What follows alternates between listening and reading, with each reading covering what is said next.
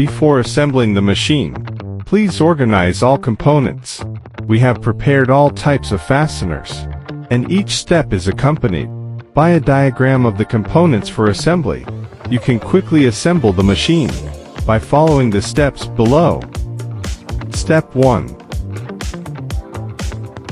Use hex socket head cap screws, spring washers, flat washers, and connection assembly to connect the left upright and right upright together, as shown in the diagram. Step 2. Remove the hex socket flathead screws, spring washers, flat washers, and hex socket flathead screws, spring washers, flat washers, and cover plate. Lift the slide rod upwards, then sequentially insert it through the barbell bar assembly, buffer pad, limit sleeve, and buffer pad. Use hex socket flathead screws, spring washers, and flat washers, along with hex socket flathead screws, spring washers, and flat washers, to secure the two slide rods to the left upright and right upright. Step 3. Remove the hexagon socket head cap screw, spring washer, wire retaining clip and pulley. Attach the wire rope assembly to the counterweight assembly and pass it through the hole on the right upright frame. Insert the weight stack assembly into the square tube of the right upright.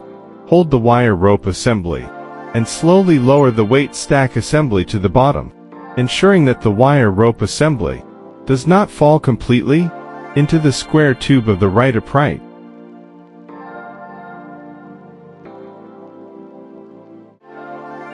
Reinstall the pulley and the wire retaining clip.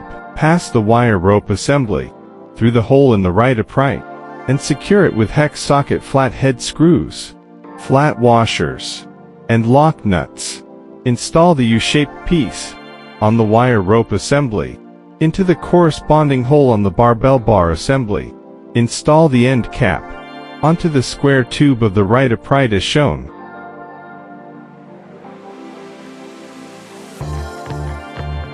Step 4. Tighten the hex socket set screw to prevent the slide rod from wobbling. Tighten all the installed screws.